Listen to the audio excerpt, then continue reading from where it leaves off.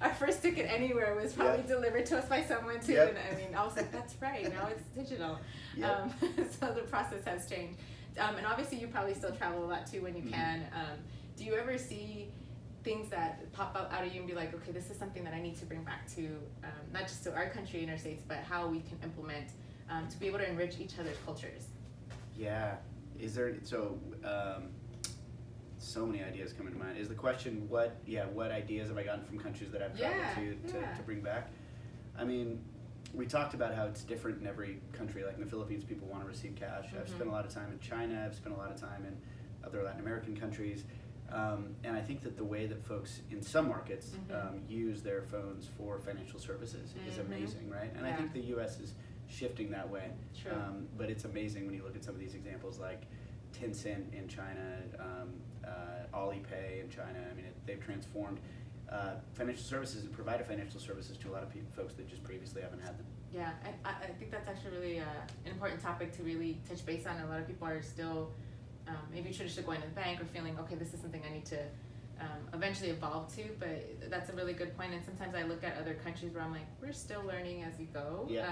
We're very far advanced than most. But it's just that you're just saying kind of being open to the excitement of we're heading in that direction, and hopefully making it more accessible to other people, especially within our Latino community. I think that's something. It becomes one education and showing them how to download the app. Talk even just the podcast. A lot of family members and friends are still kind of like, what's a podcast and how do I get the app or and I think it's just kind of little by little you see the trickle, and it's so exciting. I recently had this happen where my aunt was like, oh, I showed my friends how to download an app for the podcast, and I'm like, this is exciting, and this is like my elderly grand aunt, but to see that they're also getting this valuable information, and for me, doing bilingual content in this podcast is also crucial. So even when I talk to people, I'm like, you might not speak Spanish, but trust me, your information is so crucial, and there's people that are learning the language that's why they tune in. So it's really cool that we see this transformation that comes from it.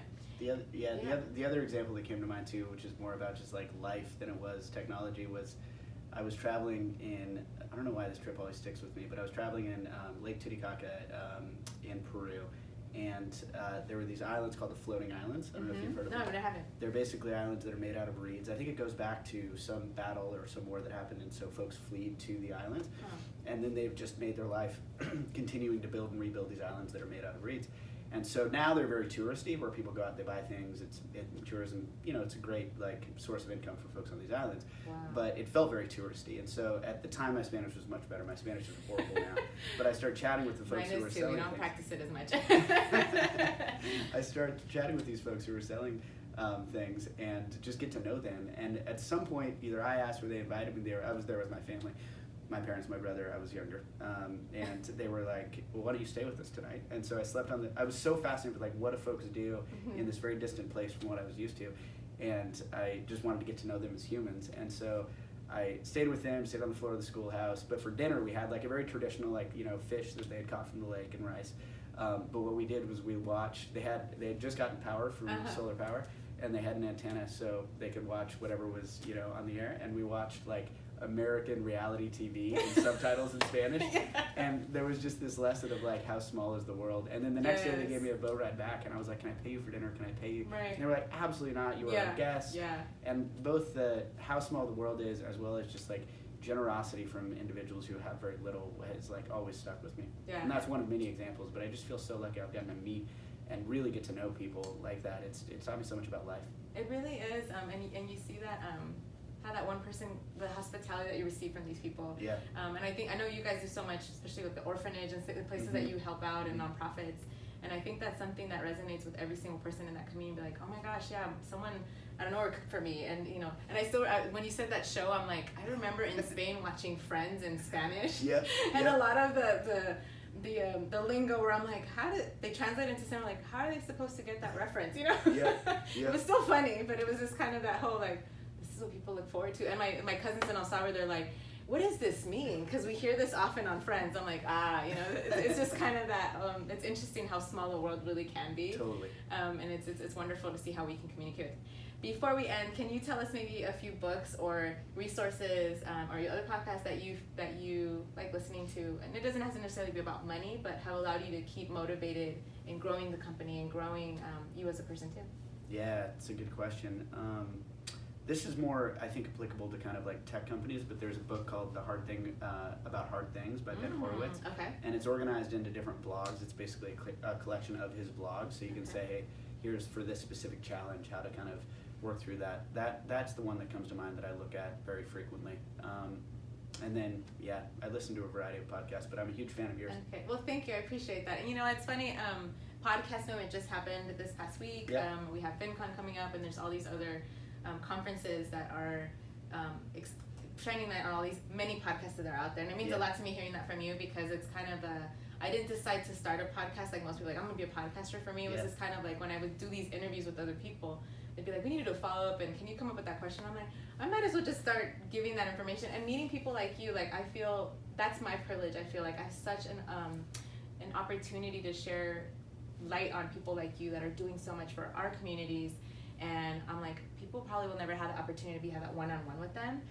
And when I meet these people, I'm like, let me just ask you that one question I know these people are wanting to know. And so thank you so much for saying that. And it's wonderful to see the growth that comes from it. And then other people, like, I just recently got an email from someone that said they started a financially savvy undaku for undocumented. That's awesome. And I've never met them, and they sent me this message, and I'm like, wow, you know, and it's kind of that whole, it trickles. And for me, when I meet companies like yours, where I'm like, wow, this is what allows us to grow as a community, make it a small world, you can say. Totally.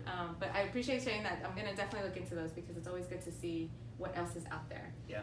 So before we end, once again, thank you for being part of this. But if you could think of maybe one of your favorite sayings, or something that maybe always resonates, something that you've heard from your family member, or something that keeps you going every day, can you think of that quote? Yeah. Two different quotes come to mind. One is, be the change you wish to see in others, like leading by example is one.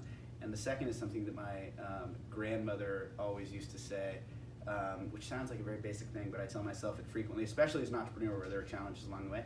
And that's the simple phrase, it will all work out. And she said that a lot, and it was very Jane Oppenheimer, who was my grandmother, so that one I tell myself frequently, because there are challenges, there's huge successes like we've had at Remitly, but bumps along the way, and I think, you know, having that perspective is very valuable. Thank you. I'm crying now, tearing up, and people that know me, I'm a crier. But Same here. You just saying that with your yesterday was my grandfather's 1 year anniversary of his passing. Mm-hmm. My grandmother passed 7 months prior to that, and just that simple phrase, the privileges that we had knowing our grandparents, and in fact, and you are your ancestors' wildest dreams come true, and that's something that I love that you just said that. I'm like, this too will pass, and I'm sure they're really proud of what we're doing, and hopefully we get to do the same with other people. So thank you so much. Stay tuned for another episode of Financially Savvy in 20 Minutes.